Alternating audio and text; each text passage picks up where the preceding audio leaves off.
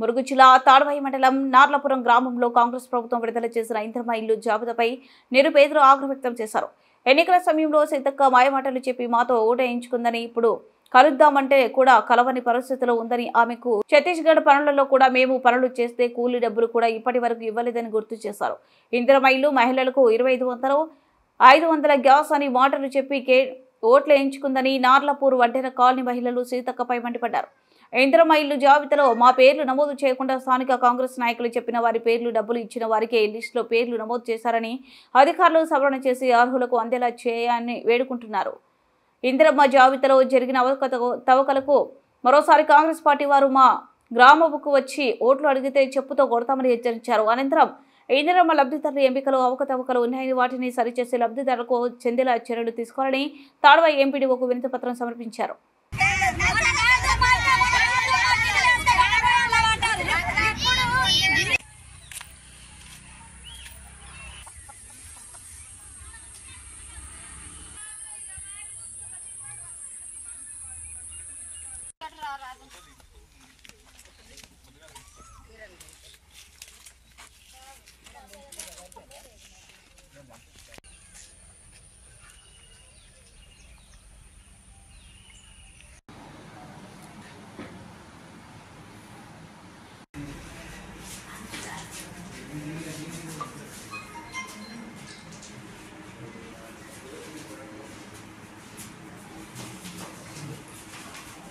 చేయండి కానీ వానికి ఇల్లు రాపిచ్చి వానికి ఇవ్వడం.